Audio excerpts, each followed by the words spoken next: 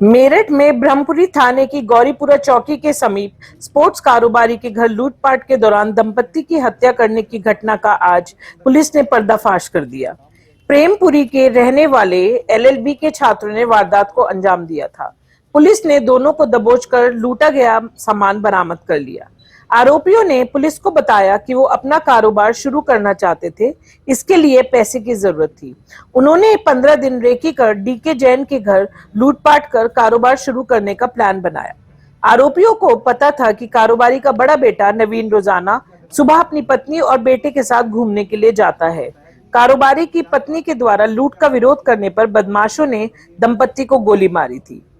Delhi gate चौराहे से metro plaza की ओर ब्रह्मपुरी थाना क्षेत्र के गौरीपुरा पुलिस चौकी से थोड़ा आगे धन कुमार जैन का घर है। उनकी परतापुर में वेट लिफ्टिंग का सामान बनाने की मेरठ स्पोर्ट्स इंडस्ट्री के नाम से फैक्ट्री है। बड़े बेटे नवीन फैक्ट्री चलाते हैं। छोटा बेटा अभिषेक जैन नॉर्वे में सॉफ्टवेयर इंजीनियर है। रोज की तरह गुरुवार को भी सुबह नवीन अपनी पत्नी स्वाति के साथ कार से बेटे भव्य को स्कूल छोड़ने गए थे। हत्याकांड में पुलिस ने प्रेमपुरी के प्रियांक शर्मा और उसके दोस्त यश शर्मा को पकड़ा है।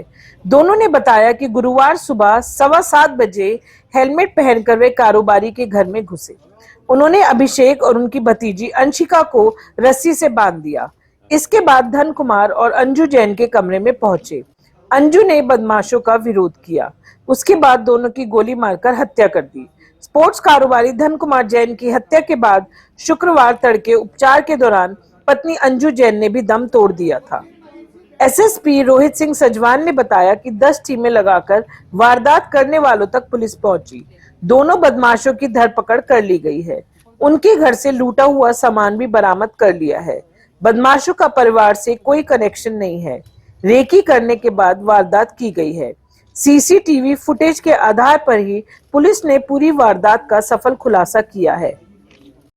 प्रेमपुरी से ही आए हैं और प्रेमपुरी में ही घटना के बाद ये गए और प्रेमपुरी जो वहाँ मोहल्ला पड़ता है वहाँ पे फिर पुलिस के द्वारा हमारी जो जितनी टीमें थी हमने पूरी टीमें वहाँ पे लगा दी और हर घर में जाकर जब सर्च करना शुरू किया तो उसमें पता चला कि 2 युवक वहाँ पे हैं और जो ये इनका अपना एक युवक का अपना ही मकान है, एक पड़ोसी है वहाँ पे। इनके द्वारा ये घटना की गई है और जो हमने इनको जब गिरफ्तार किया उसके बाद घर में इनका जो आभूषण जो लूटे गए थे वो भी मिले, साथ में जो कपड़े उस दिन घटना के वक्त इन्होंने पहने थे वो भी मिले, साथ में जो हेलमेट या मोटरसाइकिल और जो फर्जी नंबर प्लेट इन्होंने लगाई थी वो भी मिली।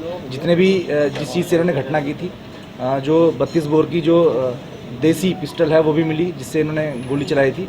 इसके अलावा चाकू जो इन्होंने प्रयोग किया गया और साथ में जो सामान था वो भी यहाँ पे बरामद हुआ। तो ये जो पूरी घटना है इसका अनावरण इसमें किया गया है और ये जो दोनों अभियुक्त हैं इसमें प्रियांक शर्मा, जैसा कि आपको जानकारी हो गई होगी, इसमें प्रियांक शर्मा ये प्रेमपुरी वहीं का रहने वाला है और ये एलएलबी 3rd ईयर का छात्र है मेरठ कॉलेज में और ये इसका कोई आपराधिक इतिहास नहीं है। दूसरा जो यश शर्मा है ये भी इसका पड़ोसी है वहाँ पे और इसका ये 8वीं पास है और ये एक बैटरी की दुकान पे काम करता था और साथ में ये काम करते थे। मुख्य बात ये कि इसमें जो मास्टर माइंड है इसमें प्रियांक शर्मा जो एलएलबी 33 वर्ष का छात्र है, इसने 2020 से लूट की योजना बना रखी थी कि मैं 2020 में इसने एक असुर वेब सीरीज़ देखी थी और उसके बाद कुछ वेब सीरीज़ देखी। इसको ये मन में आया कि मेरे पास आर्थिक स्थिति अच्छी नहीं है, इसलिए मैं कोई ऐसा काम करूंगा जिससे कि मेरी आर्थिक स्थिति अच्छी हो और इसने सोचा कि मैं कम से कम मुझे लूट करके 10-15 लाख रुपए मिल जाएंगे, उससे मैं अपना कोई अन्य कार्य शुरू करूँगा। तो ये 2020 से इसने अपने दिमाग में लूट की योजना बनाई थी और उसके लिए लगातार हर क्षेत्र में मोटरसाइकिल से खुद ही जाता था और ऐसे घर का चिन्हीकरण करने का इसने प्रयास किया जो घर एकदम ऐसा हो जो देखने से बाहर से अच्छा लगता हो, मतलब जिसमें इनको लगता हो कि अच्छी संपत्ति इनको अंदर मिल सकती है और साथ ही साथ इनको ऐसा भी हो सकता है कि घर में कम से कम सदस्य उसमें रहते हैं और बहुत आसानी से घर के अंदर प्रवेश पा सकते हैं।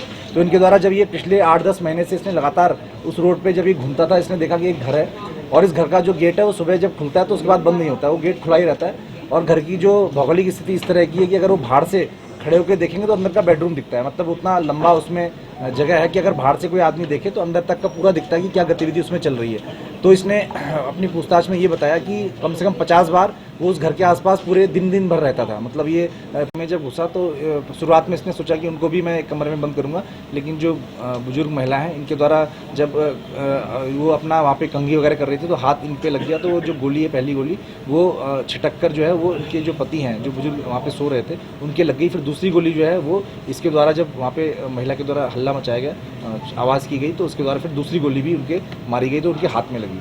इनके द्वारा ये बताया कि पिछले दिसंबर जनवरी में जब सर्दियों का महीना था तो उस वक्त इन्होंने काफ़ी अधिक रेकी की थी। हर मंडे को ये आके जो एक युवक है इसमें प्रियंक शर्मा, ये आके वहाँ पर आसपास में बैठा करता था, धूप सेकने के बहाने पूरे दिन भर वहाँ पे देखता रहता था कि क्या हो रहा है। और इसके अलावा ये जो कपड़े थे, कपड़े इन्होंने पहने, घटना के बाद वो कपड़े इन्होंने बदल दिए थे अपने घर जाके। 500 से अधिक CCTV पूरे रास्ते के देखे गए और पुलिस को चकमा देने के लिए इन्होंने बीच में जो रास्ता है आने और जाने के बीच में सीधा रास्ता नहीं लेकर कैंट क्षेत्र से गए, जिससे कि ये ट्रेस ना हो पाए।